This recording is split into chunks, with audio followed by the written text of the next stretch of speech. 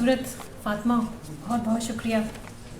बहुत इंटरेस्टिंग, एक बिल्कुल डिफरेंट किस्म की कहानी सुनने को मिली, जिसमें जो बड़ा वज़ीर था उसकी एक स्प्लिट पर्सनालिटी सी थी और कुछ एंग्जाइटी और इंस्टेबिलिटी की तरफ जा रहा था, और फिर नया वज़ीर उसके अंदर आ गया। और साथ में आपने थोड़ा सा उस पर टच किया जो स्टेरियोटाइप्स औरतों के, वर्किंग जो विमेन हैं उनके। मुझे पता है कि आपका बहुत काम प्रोफेशनल वर्किंग विमेन के साथ भी है। So really really interesting angles, thank you so much. अब चलते हैं हमारी बहुत प्यारी दोस्त जिन्होंने बहुत मेहनत से कई महीने मेहनत करके आज की महफ़िल को क्यूरेट किया, आप सब लोगों को जमा किया, डॉक्टर नूर ज़हीर की तरफ। डॉक्टर नूर ज़हीर का तारुफ़ मैं क्या करवाऊँ, जब से वो लंदन आई हैं हम लोग, मेरी खुशकिस्मती है कि हम लोग साथ साथ हैं।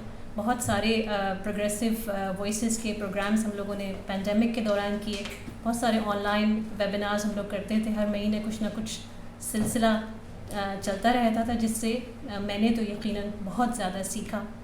नूर ज़हीर का ताल्लुक़ हिंदुस्तान की बहुत ही रिबेलियस फैमिली से है। सज्जाद ज़हीर, रज़िया सज्जाद ज़हीर का नाम आप सब लोग जानते हैं, आप सब लोग वाकिफ़ हैं। और उनमें भी ख़ास बात यही थी जो नूर बहुत फॉलो करती हैं, बहुत मानती हैं, वो ये कि सबको साथ लेके चलना है, हर जनरेशन को, हर नेशनैलिटी को साथ लेके चलना है, उन्हें प्लेटफॉर्म देना है ताकि वो आएँ और मिल के हम लोग ग्रो करें। नूर ने वैसे तो कई किताबें लिखी हैं, लेकिन 2 इनकी नई किताबें अभी रिसेंटली पब्लिश हुई हैं। उनमें से एक तो बहुत ही इंटरेस्टिंग इनका मेमोआ है अपने पेरेंट्स के बारे में।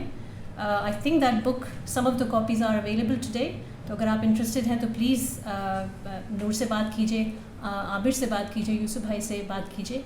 और दूसरी किताब जो मुझे बहुत ही इंटरेस्टिंग लगी, जो कि एक एंथोलॉजी है हिजाब के ऊपर, कई राइटर्स ने मिल के इसमें एसेज और शॉर्ट स्टोरीज़ पब्लिश की हैं। आपको पता है कि जब से पिछले साल महसा अमीनी का जो वाक़या हुआ था ईरान में, उसके बाद से हिजाब की जो डिबेट है वो दोबारा से सेंटर स्टेज पे आ गई है दुनिया में। तो ये बड़ी इंटरेस्टिंग किताब इन लोगों ने पब्लिश की अभी रिसेंटली, और मैं इनकरेज करूँगी लोगों को कि ज़रूर उस किताब को भी पढ़िए। Noor should have some copies of that as well. Noor please आइए और अपनी कहानी हमारे साथ शेयर कीजिए। बहुत शुक्रिया उरूज, बहुत शुक्रिया दोस्तों। जावेद भाई, इजाज़त है। मेरी कहानी का उन्वान है सबसे बड़ा गुनाह।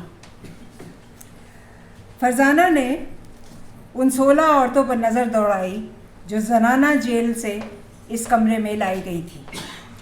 फिर उसने नज़र भरकर उस नौजवान डॉक्टर और उन साइकेट्रिस्ट को देखा जो बीच वाली कुर्सी और स्टूल पर बैठे थे। वो तंज से मुस्कुराई और 18 कप से भरी ट्रे उसने आगे बढ़ के उनके सामने मेज़ पर रख दी। महिला डॉक्टर बोली, सबको दो, हम सब साथ ही चाय पियेंगे। फरजाना फिर मुस्कुराई। साथ चाय पीने में, खाना खाने में, इसमें तो इंसान को बड़ी आसानी से साथ मिल जाता है। इससे ज़रा ज़्यादा की कोशिश कीजिए। बड़े काम में साथ चाहिए तो लोग कैसे दामन झटक लेते हैं। वो गोल रखी हुई प्लास्टिक की कुर्सियों में सबसे बीच में बैठ गई। उसके सामने और अगल बगल उम्र कैद काट रही औरतें थीं। सब की सब खूनी, सब की सब अकेली। कुछ दिन पहले आई जेलर ने जेल में नए तजुर्बे करने शुरू किए थे। ये भी कोई नई किस्म की थेरेपी थी। जुर्म साबित हो जाने के बाद सज़ा काट रही औरतों के लिए ग्रुप थेरेपी के दौरान उन्हें अपनी कहानी सुनाकर खुद ये तय करना था कि उनके जीवन में उनके हिसाब से सबसे बड़ा जुर्म क्या था। वो जिसकी वो सज़ा काट रही थी या कोई और। जेलर ने बताया था कि इस ग्रुप थेरेपी से उन्हें जेल की सज़ा के बाद ज़िंदगी शुरू करने में मदद मिलेगी। छूटने के बाद ज़िंदगी, एक दूसरे से दूसरे दिन, दूसरे से तीसरे दिन, उसमें मदद की क्या ज़रूरत। बातचीत शुरू हो चुकी थी।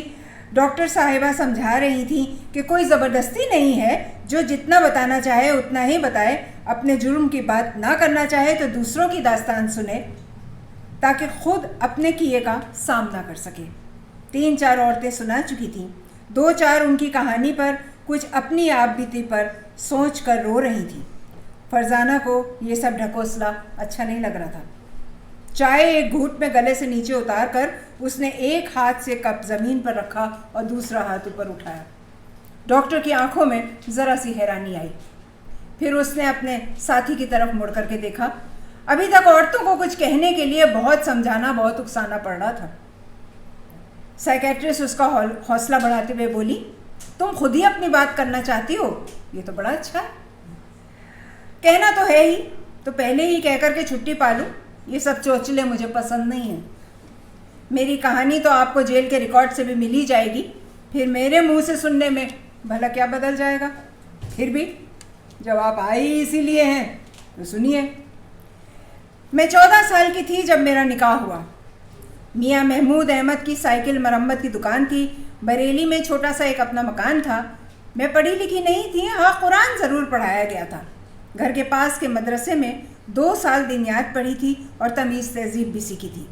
जब 11 साल की हुई तो मौलवी साहब आकर के अब्बा से कह गए और उनका हुक्म ना मानने का तो सवाल ही नहीं पैदा होता। मुझे बुर्का पहना दिया गया।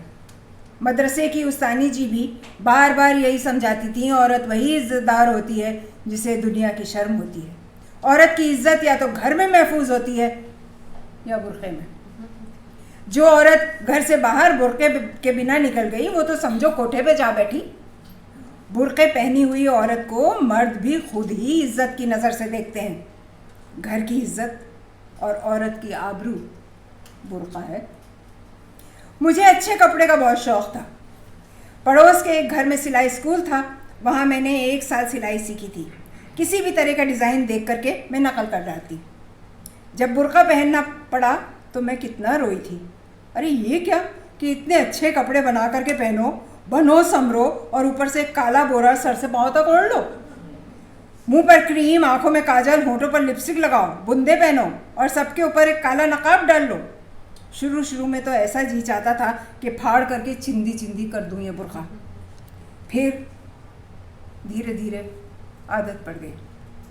कुछ महीने बाद तो अगर बुर्का पहने बगैर आंगन के बाहर झांक भी लेती तो ऐसा लगता जैसे नंगी बाहर निकल आई हूँ। ये डर भी दिल में बैठ गया कि अगर कहीं बुर्के के बिना निकली तो न जाने क्या हो जाए। शायद ये मर्दुए मुझे उठा करके ले जाएं, मेरी इज्जत लूट लें, मुझे किसी कोठे पर बेच आएं और फिर न जाने क्या क्या ख्याल दिल में घर कर जाते। जब कहीं बाहर जाती और खैरियत से घर वापस आ जाती तो उस बुर्के का कितना शुक्र मनाती जो मुझे इज़्ज़त आबरू समेत सही सलामत घर ले आया जहाँ मैं बिल्कुल महफूज हूँ। मैं अपने बुर्के से मोहब्बत करने लगी। ये मेरा मुहाफ़िज़ था, मुझे समाज में इज़्ज़त दिलाता था। मेरे जिस्म और मेरी इस्मत उसी की वजह से महफूज थे। जब शादी तय हुई तो मैंने ज़िद करके अपने लिए नया बुर्का बनाया।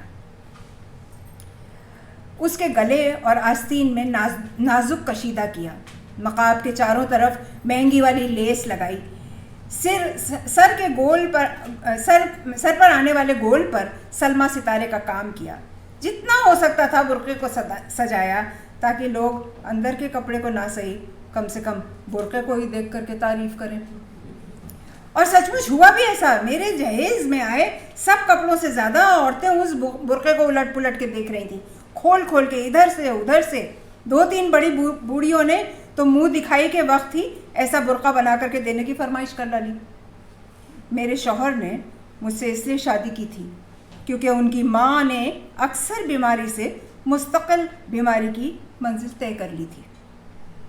लेकिन बीवी घर में हो तो उसका इस्तेमाल तो होना ही चाहिए। मैं घर का सारा काम करती, सास की देखभाल, दवा दारू करती, 2 छोटे देवरों को खाना पका करके खिलाती, सबसे छोटी नंद को नहलाती, तैयार करती। रात को जब थक हार करके जिस्म टूट रहा होता तो 2-3 बार मियाँ को सवारी भी करवाती। बाहर निकलना तो दूर के ख्वाब हो गए। दिल महसूस कर मैंने नया बुर्का अखबार में लपेट करके अपनी संदूक के सबसे नीचे रख दिया। 6 साल की खिदमत लेकर के सास अल्लाह को प्यारी हुई। वैसे अच्छी थी बेचारी, पर उस वक्त तो यही लगा कि चलो एक अजाब से तो जान छूटी। लेकिन सास का मरना था कि ससुर का घर में पड़ा रहना शुरू हो गया। उनकी पान बीड़ी सिगरेट की दुकान थी। सुबह सबसे पहले वही घर से निकल जाया करते थे और रात को देर लौटते थे। अब जब देखो तब घर में बने हुए। पहले तो मैंने समझा सास के गम में घुले जा रहे हैं बेचारे। फिर लगा जैसे अजीब नज़रों से देख रहे हैं। कभी कुछ लेने देने में बिला वजह हाथ छू देते, उंगली दबा देते। सास जब थी तब तक मुझे बहू कह करके पुकारते थे, अब नाम लेकर के बुलाने लगे। कभी कभी नाम छोटा करके फर्जू पुकारते। मैं पूरे वक्त 13-14 साल की नंद को साथ रखती। शादी को 8 साल गुजर गए और मेरे 3 बच्चे हो गए। नंद का भी ब्याह हो गया। बड़ा देवर पान की दुकान पर बैठने लगा। छोटा देवर और मेरे 2 बच्चे स्कूल चले जाते। छोटे बच्चे के साथ अब मैं घर पर अकेली। 1-2 बार मैंने महमूद से कहा भी कि मुझे अब्बा से डर लगता है, पर उन्होंने या तो समझा नहीं या समझना चाहा नहीं। बस इतना कहकर के टाल दिया कि अपने बाप जैसे ससुर से भला डर कैसा। फिर मैंने एक तरीका सोचा। बड़े देवर की शादी तय कर दी। जब देवरानी आ जाएगी तब मुझे घर पर अकेले नहीं रहना पड़ेगा। वो सामने होगी तो इन्हें इस तरह की हरकतें करने की हिम्मत नहीं पड़ेगी। लड़की वालों के यहाँ मुझे मिठाई वगैरह लेकर के जाना था। सोचा इससे बेहतर मौका कब मिलेगा। इतने अरमानों से बनाया हुआ बुर्का आज नहीं पहनूंगी तो कब पहनूंगी। संदूक खोल करके बुर्का निकाला। लेस की किनारी जॉर्जेट के नकाब वाला। एक बार पहनकर देख रही थी कि ठीक से आता भी है या नहीं। आईने के सामने पहनकर नकाब उल्टा ही था कि ससुर कमरे में घुस आए और पीछे से मुझे दबोच लिया। मैंने हाथ पांव मारे, छटपटाई, मगर उन्होंने उठा करके पलंग पर फेंक दिया। पलंग की पट्टी से सिर इतना ज़ोर से टकराया कि मुझे चक्कर आने लगा और वो चिल्लाने लगे, सचती है, बंद सवर करके मुझे लुभाती है, छिनाल कहीं की। मैं मिन्नत करती रही, खुशामद करती रही, नहीं अब्बा, छोड़ दीजिए अब्बा, मैं कहाँ सज रही हूँ, मैं तो बुर्का पहन करके देख रही हूँ, मैं आपकी बेटी हूँ अब्बा। आधे घंटे बाद वो अपनी हवस पूरी करके बाहर चले गए। मैं टूटा जिस्म लिए उठ करके गुसलखाने में जा ही रही थी कि पड़ोस की एक औरत आ गई। उन्हीं ने मुझे संभाला, हाथ पाँव धुलाया और फिर सलाह दी कि मस्जिद के इमाम से बात करूं। इमाम साहब ने मेरी बात तो कम सुनी, हाँ अपने सवाल बहुत पूछे। पीछे से पकड़ा था? कहाँ से? कमर से या छाती से? छातियाँ पकड़ी थी या मसली थी? चूमा था? कहाँ कहाँ? कपड़े कौन से फाड़े थे? कमीज़ या सलवार? पहले ऊपर वाले या नीचे वाले? शलवार के नीचे कुछ पहने थी? अच्छा, तिकोन वाला या घुटनों तक वाला? उसके बाद उन्होंने मुझे घर जाने को कहा और महमूद और मेरे ससुर को बुलाया। तीनों में क्या बात हुई वो तो पता नहीं, मगर अगले दिन मेरे नाम पर फतवा जारी हो गया। मुझे ससुर के साथ निकाह करना होगा और अपने शौहर को बेटा मानना होगा। और अपने तीनों बच्चों को, जिन्हें 9-9 महीने कोख में रखा, उन्हें क्या समझूं? अपने बच्चे या अपने पोते? लेकिन मुझ में भी न जाने कहाँ से हिम्मत आ गई। मैंने भी सरकारी कोर्ट का दरवाज़ा खटखटाया और जाने का फ़ैसला किया और वहाँ का दरवाज़ा खटखटाया। तीनों बच्चों को साथ लेकर के मैंने जो कोर्ट का दरवाज़ा खटखटाया और अपने ससुर को गिरफ्तार करवाया। 1.5 साल तक मुकदमा चला। अखबार वालों ने भी कितना लिखा, गैर सरकारी संस्थाएं साथ खड़ी हो गई। उनमें से कुछ ने महमूद को समझाया, वो भी बाप के ख़िलाफ़ मेरा साथ देने के लिए राज़ी हो गए। मुझे यकीन हो गया मुझे इंसाफ मिलेगा, अब मंजिल दूर नहीं है। और हुआ भी ऐसा। 10 साल की क़ैद हुई उस आदमी को। मैं खुश थी। चलो मैं अब घर लौट सकती हूँ, अपने बच्चों के साथ शौहर के पास लौट करके ज़िंदगी शुरू कर सकती हूँ।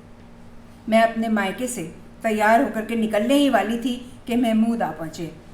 बरेली के मौलवियों ने एक और फतवा जारी कर दिया है, मेरा और महमूद का अब कोई रिश्ता नहीं हो सकता। अगर हम दोबारा निकाह कर भी लें तो भी वो नाजायज़ माना जाएगा। महमूद ने कहा कि वो अब भी मुझसे मोहब्बत करते हैं, मगर वो ज़ात बिरादरी से अलग नहीं हो सकते। वो लोगों की फिक्रबाजी और तानाकशी का निशाना नहीं बन सकते। कोर्ट एक मुजरिम को सज़ा तो दे सकता है, मगर शरीयत में दखल नहीं दे सकता। इसलिए अब तो तलाक़ ले लेना ही बेहतर होगा। दोनों ही दोबारा ज़िंदगी शुरू करें। दोबारा शुरुआत। वो अकेले मर्द काम काजी, मैं 3 बच्चों के साथ बेकार औरत। खैर, अगर ऐसा ही है तो ऐसा ही सही। वो पैसे तो उन्हें मुझे दे देने चाहिए जो मेरे बच्चों की परवरिश के लिए इतने सारे लोगों ने, इतनी सारी संस्थाओं ने दिए थे। महमूद चुप्पी साध गए। मैं समझ गई बात बिरादरी और शरीयत से बढ़ करके पैसों पे आ गई है। महमूद ने मेरा साथ इसलिए नहीं दिया था कि मैं सही पर थी। उन्होंने मेरा साथ पैसा देख करके दिया था। मेरी आंखों के आगे अंधेरा छाने लगा। 3 बच्चे, मैं अकेली कैसे पालूं, किस पर बोझ बनूं। घर के पिछवाड़े का दरवाज़ा खोला तो सामने गोल गोल कांटेदार फलों से लदी धतूरे की झाड़ी दिखाई दी। रात के अंधेरे में तोड़ लाई, पीस करके दूध में मिला करके बच्चों को भी पिला दिया, खुद भी पी लिया। अस्पताल में जब होश आया तो पता चला उन तीनों को तो आज़ादी मिल गई है और मुझे खून का मुकदमा। पूरी कहानी बस इतनी ही है।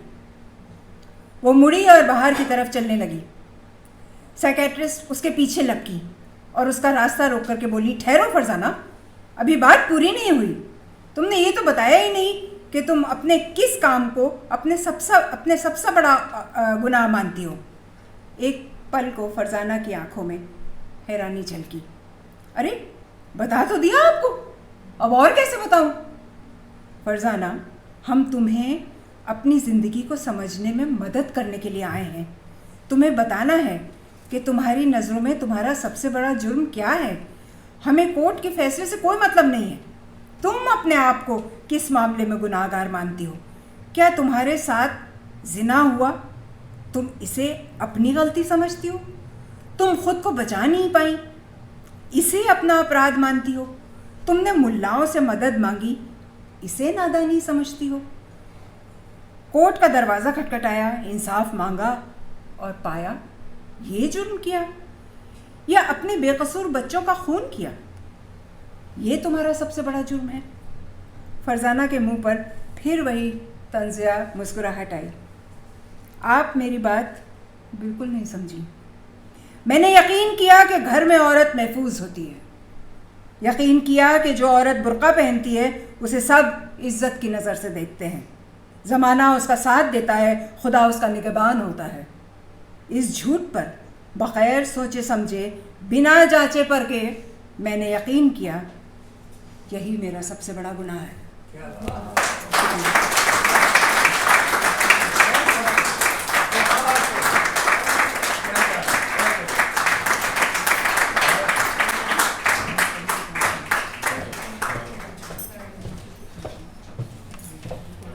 नूर, आपने अभी जिस तरीक़े से हमारे माशरे के ये छोटे छोटे से जो मसाइल और रवैयों की निशानदही की है और इतना जैसे दिल को अंदर से छू लिया है और इतनी जैसे एक तकलीफ़ महसूस हो रही है कि औरत को किस किस जगह पे क्या क्या कुछ नहीं बर्दाश्त करना पड़ता। ख़ास तौर पे पर्दे के नाम पर हम लोग क्या क्या कुछ नहीं बर्दाश्त करते।